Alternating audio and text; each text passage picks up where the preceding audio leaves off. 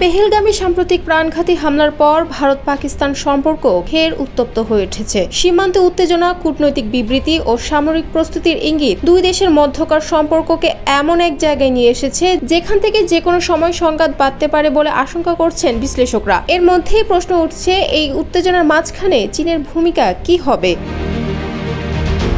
জানা যায়, হামলার পরদিনই চীন হামলার নিন্দা জানায় এবং নিহতদের পরিবারের প্রতি সমবেদনা প্রকাশ করে। চীনের পররাষ্ট্রমন্ত্রী ওয়াং ই দুই পক্ষকেই সংযত থাকার আহ্বান জানান। তবে এটাই কি সত্যিকারের নিরপেক্ষতা নাকি কৌশলী ভারসাম্য রক্ষা?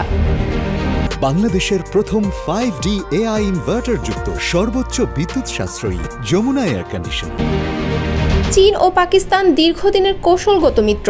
চীন পাকিস্তানে প্রায় ৬২ বিলিয়ন ডলারের সিপেক প্রকল্পে বিনিয়োগ করেছে, সরবরাহ করেছে আধুনিক অস্ত্র ও সেনা প্রযুক্তি। স্টকহোমের ইন্টারন্যাশনাল পিস রিসার্চ ইনস্টিটিউট এর তথ্য বলছে, গত ৫ বছরে পাকিস্তানের আমদানি করা অস্ত্রের ৮১% এসেছে চীন থেকে। চীন ভারত সম্পর্ক কখনো উষ্ণ, কখনো উত্তপ্ত। ভারতের বাজার চীনের জন্য বিশাল, কিন্তু সীমান্তে দুই দেশের মধ্যে বহুবার রক্তক্ষয়ী সংঘর্ষ হয়েছে। সেই বাস্তবতায় চীন যুদ্ধের ঝুঁকি নিতে চায় না, বিশেষ করে যখন তারা যুক্তরাষ্ট্রের সঙ্গে বাণিজ্য যুদ্ধে জর্জরিত। বিশ্লেষকরা বলছেন, চীন চায় না ভারতের সঙ্গে আরেকটি ফ্রন্ট খোলাতে। অর্থনৈতিক স্বার্থই এখানে মূল চালিকা শক্তি। পাকিস্তান আশা করছে চীন কূটনৈতিকভাবে তাদের পাশে থাকবে। ২০১৯ সালের বালাকোট হামলার সময় চীনের ভূমিকা যেমন ছিল, এবারও তারা তেমনটাই প্রত্যাশা করছে।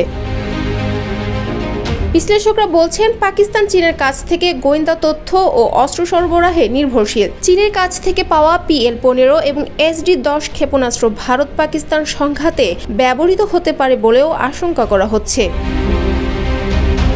চীনের অবস্থানকে নিরপেক্ষ বলে দাবি করা হলেও তাদের বিবৃতি ও কর্মকাণ্ড অনেক সময় পাকিস্তান ঘেঁষা বলে মনে করেন বিশেষজ্ঞরা। তবে তারা সরাসরি পক্ষ নেওয়ার পরিবর্তে বরাবরই আকার ইঙ্গিতে বার্তা দিয়ে থাকে।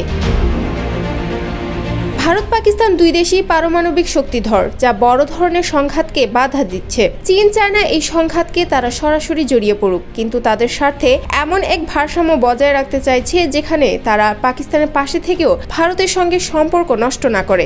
এখন দেখার বিষয়, এই সংকট কতটা গভীরে যাবে এবং চীন শেষ পর্যন্ত কতটা নিরপেক্ষ থাকতে পারবে।